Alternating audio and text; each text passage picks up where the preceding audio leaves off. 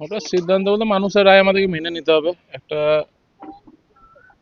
এটা আমার কর্তব্য যে মানুষের হয়তো ভালো থাকাটা আমাকে নিজেকে পছন্দ চেয়ে নিতে হবে।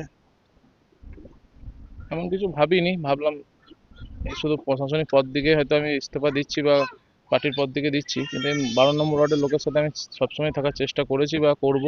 কারণ এরা আমার শুধু ওয়ার্ডের সম্পর্ক নয়, এদের সাথে আমার পারিবারিক সম্পর্ক হয়ে গেছে। সিদ্ধান্ত নিয়ে কিছুদিন আগে থেকে ভাবছিলাম, কালকে সিদ্ধান্ত নিয়েছি, আজকে হয়তো অফিসিয়ালি সিদ্ধান্তটা পূর্ণতা হবে।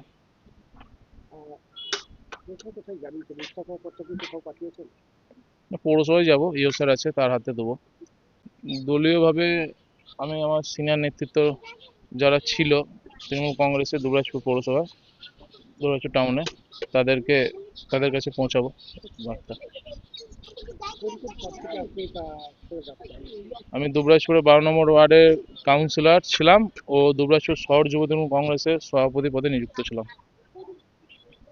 আমি দুটো দিকে ইস্তফা দেবো।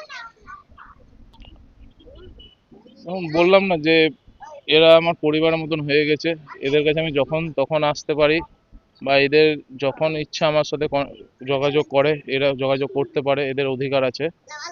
হয়তো এই প্রশাসনিক পদ না থাকলে অধিকার থাকবে না, সেটা ভুল কথা। আমার যেমন পরিবার, এরাও পরিবার আমার, আর এদেরও আমি পরিবার।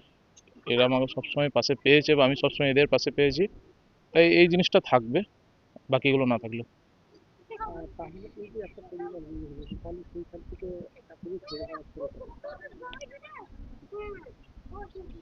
এটা জনগণের রায়টাই মেনে নিচ্ছি আমি।